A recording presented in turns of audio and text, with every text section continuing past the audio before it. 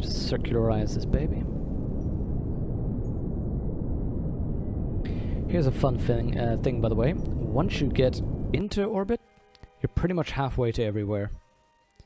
This takes the most delta V getting into orbit, and once you're in orbit, even getting to different planets is... There we go. We are in orbit. It just takes so little effort.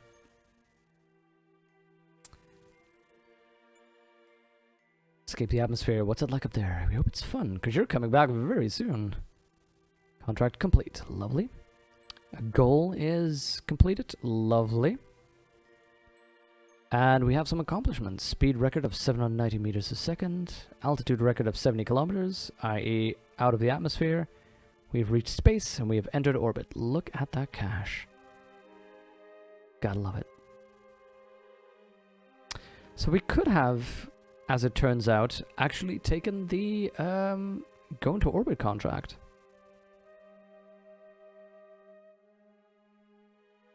Soundtrack switch to Chariot of Fires when we're in space. That would be amazing. That would be amazing. There's some tourist contracts that want to black out. Are you kidding me?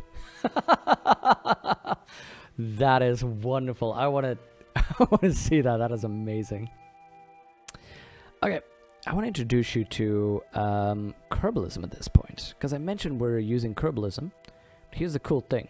It gives you this overview of basic stats, like, oh, we're in shadow right now.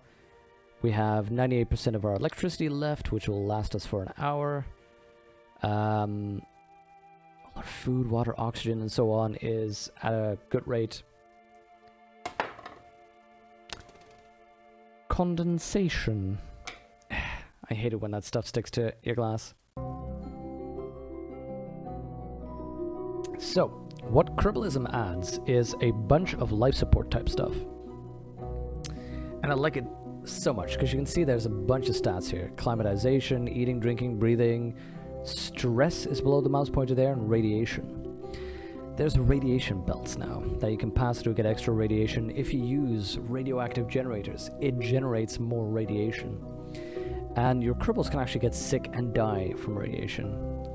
It's a bunch of these supplies that you have to take care of. Now, the basic pod gets enough for 5 days, which is enough to be in orbit a little bit, not enough to go to the moon. Well, yeah, not enough to get back from the moon, basically. But I like it as well because in vanilla space program, you can just go somewhere, you can go to Duna, you don't need to have a trip back, you just land your Kerbal over there and you leave them, who cares? You did your thing. But right now, they die if the power cuts out, the life support runs out, and then they die. If they run out of food, they starve, and then they die. I like it so much. Like, I had a, when I was trying to research this and test this out, I had a pod that couldn't get rid of the CO2. The scrubber wasn't up to it. CO2 levels started rising, and the Kerbals blacked out and died. It takes so much effort to get things done, and I like it so much. So yeah, it has the all the data in that kind of mod, and here's what I like. You can get basic component programming. Like right now, the scrubber and pressure control is running. But we could say, for example, when you're landed, you could change that. You could turn it on, off, or just keep it the same. Same when you enter atmosphere, when you enter space, when you're in sunlight, when you're in shadow. There's a bunch of different situations that you can adjust. So you can say, for example, when I'm in low power, unfurl the solar panels and turn off these unnecessary systems. When I'm in shadow, turn on the lights. I love that stuff. Keeping people alive in effort, space takes effort. Who knew? Yeah, I know. Just like healthcare. Who knew that would be so difficult? Okay, here's the one cheaty thing that I've been wondering about. I've wanted to actually turn this off. The reaction controls. This is wizardry, turning in space without any RCS. I kind of wanted to turn this off, but I couldn't find a mod that just turns off or nerfs the reaction control. I do not know how to do it. I would love to have that turned off. There we go. Hey, did I not install the trajectories mod here?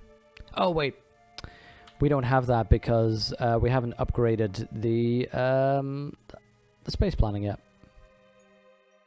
We should be good though. We adjusted for a 30-kilometer periapsis, so we'll be caught by atmosphere and we'll be able to safely return to Kerbin.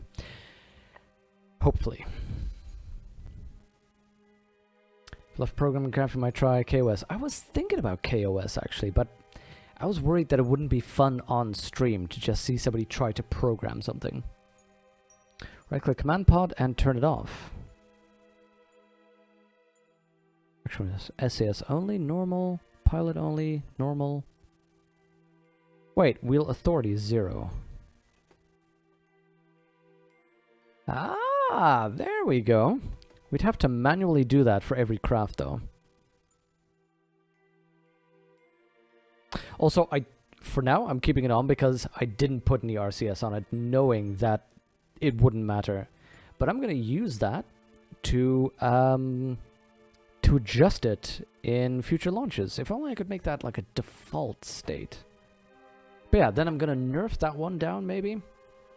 Because reaction control is a thing, but just not as powerful as Kerbal makes it. Let's test it a little bit. What if we get wheel authority down to like 4? That's still... Thank you for that follow. That's still a lot. 1?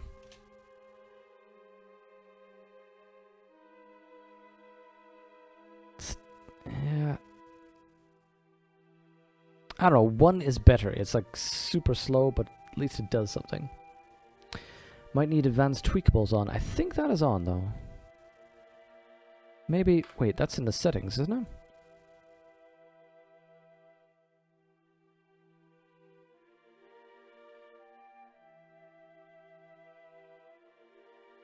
Advanced tweakables enabled.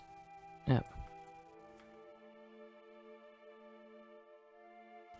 Okay, let's move forward and land this baby.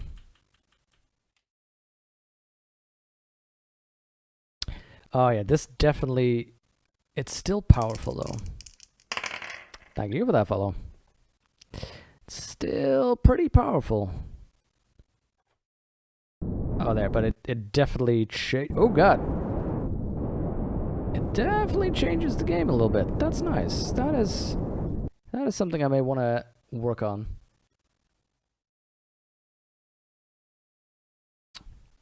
You've been watching some programming streams. They're fun to watch, but it's a different type of stream, a different type of crowd. Yeah, that's what I figured as well. It looks cool, but it's also... It's very different. It's cool though. The KOS... I don't exactly know what programming language it's based on, but it's sort of a simplified programming language, but allows you to basically program a probe so that, for instance, you could drop a probe on a planet and it would automatically do a number of stuff, which is cool. I like the idea, but I'd like it if you go for a super simulation type of system. Okay, you know what we're going to test? That heat shield. We're going to be heavily captured anyway.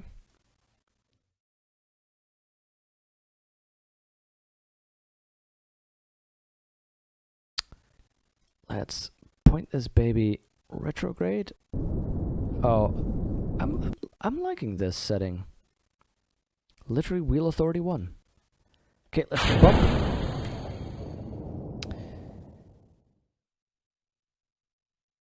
Okay, we are now getting into the heat. The parachutes have been deployed. I think the lander feet might get it. They are absolutely out of any heat shield possibility. But I think we should be okay. The reason why I want to do this aero brake is, again, the G-forces. We need to keep them in balance. Oh god, did I get drogue chutes? I got drogue chutes, okay.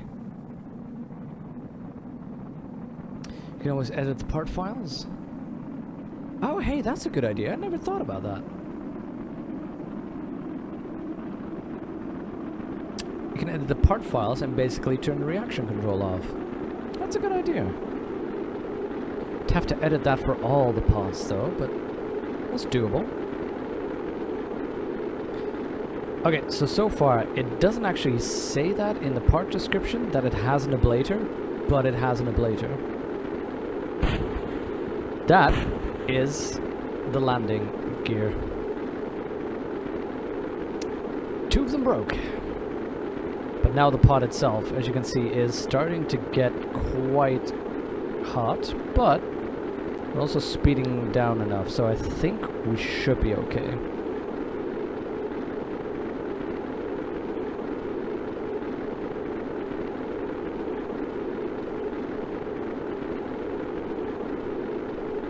Look at that, baby. So that test was successful. We know that pod can survive re-entry. Could we have done this safely with just a probe core on top? I'm realizing now, yes, that would not have risked Jebediah's life. But you know what? Nothing ventured, nothing gained. Okay, see that? The drogue chute spiked the speed up all the way exactly to that point, but not into the blackout area, and that is what the drogue chutes are supposed to do. Jebediah the man.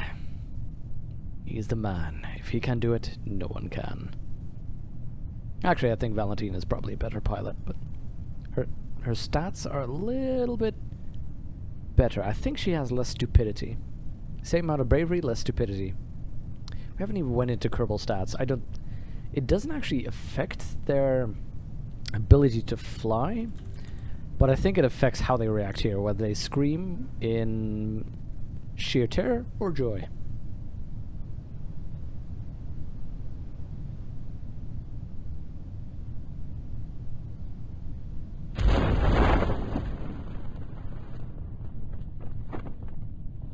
Excellent.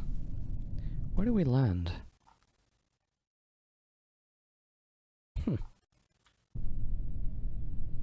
Well, we can extend one landing gear, but that doesn't seem to be that relevant.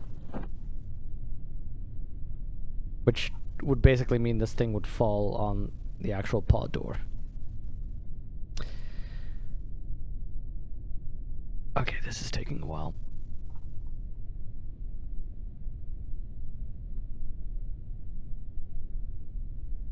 You'll notice, by the way, we don't have the Kerbal Engineer HUD overlay right now because we don't have the Kerbal Engineer part on this bit of the vessel.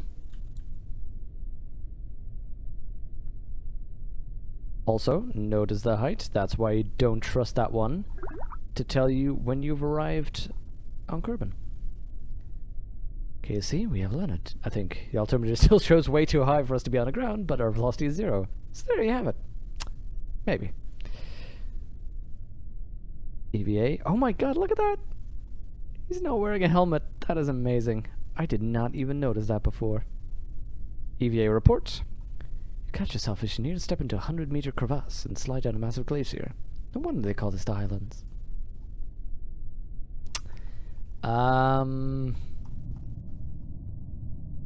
Sure, buddy.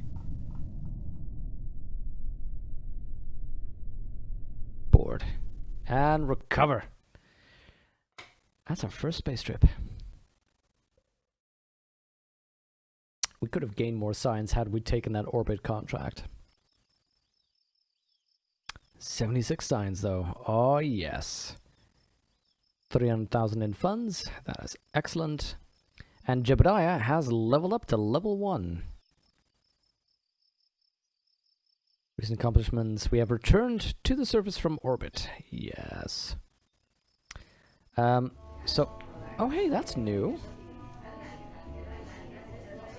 This is not familiar to me. What I was going to show you is look at this. Jebediah is now level 1 to Valentina. You can see that he has a little bit extra things. Which is an... See that? G-force tolerance increase? She has 1.15 times, whereas the non-pilots just have 1. And he has 1.30 now that he's level 1. And as well, he can now do a prograde retrograde hold, which she can't yet because she hasn't been to space. And I'm guessing this is... Oh, you can recruit new Kerbals and give them classes? So, pilot, scientist, and engineer, those are the ones we have, but apparently, colonists, scouts, miners, there's a bunch of stuff in here that I've never heard of. And yeah, as you can see, Jebediah has courage and stupidity. Valentine is actually a little bit better because she has higher courage and lower stupidity. And level? Fearless Kerbal? That's interesting. Costs more for less stupidity. It costs more for more courage. So... that is amazing. That is completely new to me.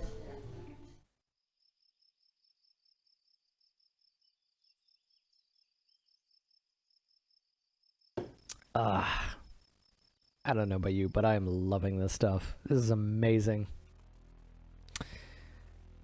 76. We cannot afford the other weird modules, including that lander module, which looks amazing. But we can afford one of these. Here's what I'm thinking. We've been going for 3 hours and 45 minutes. We're gonna have a look at what science we can unlock, what we should unlock, and that's where we'll keep it for today. I think after, let's see, is Akashi still streaming? After, I'll hang out in Akashi's chat. Cross belt? This is what I was talking about, crossed radiation belt. Brilliant scientists predicted 2 belts of supercharged particles surrounding the planet. Now we need to confirm their existence and find out how deadly they really are. So we need to figure out where the radiation belt is. I think it's a little bit above orbit. I think it's to high orbit.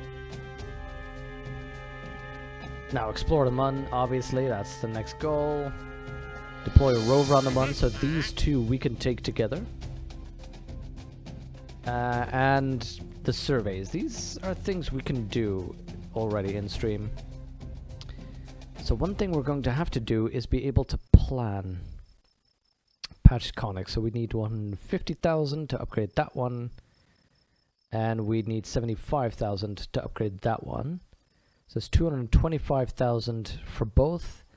That will allow us to plan out our trip to the Mun, which is needed. This one's useful. We could do without, but it's very useful for the Mun. Pray for a Byronic rage. We shall post a message. Good day, it's terribly sorry for rating you. Ah, oh, that is a perfect idea. Ah, that is amazing. That is so what we need to do. Ooh, this would be pretty good as well to get to the Mun. Not necessarily the adapters, but the Kerbal storage is going to be real good. Aviation, it's going to be fun. I love the aviation track. But that's more of a local fun thing. Flight control, we're absolutely going to need this.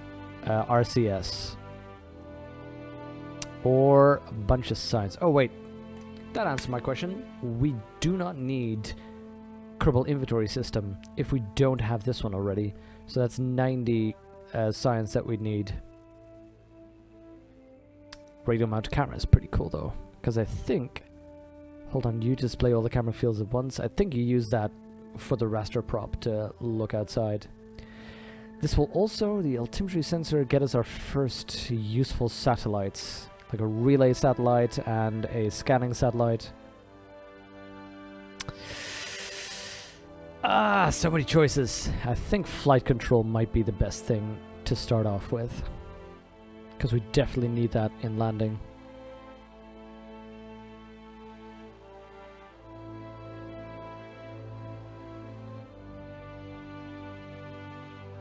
This one's useful too, though. Ah, no, we're gonna need RCS. Buy that. So many cool things unlocking already. Nope. Okay. Here's what I'm doing. It has been a good stream. I've been having a load of fun, but as you can hear from my throat, I've also been talking a whole lot.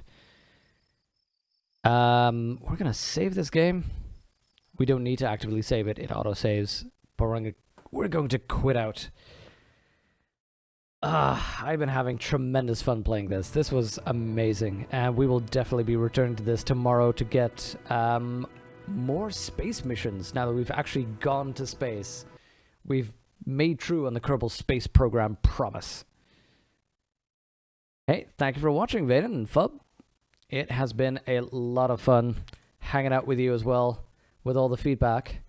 Now, what I'm going to be looking up in the background here is checking if Akashi is still streaming, because let's see if we can give him a rate. I enjoy Akashi's stream. Is he still streaming? He is still streaming. He is streaming retro stuff. Elevator action returns. That sounds weird. Hey, Lionel, thank you very much for logging in here, watching this with us. Everybody, if you would like to join me and say hi to Akashi Gamer, we're gonna go there with I like Vaden's message.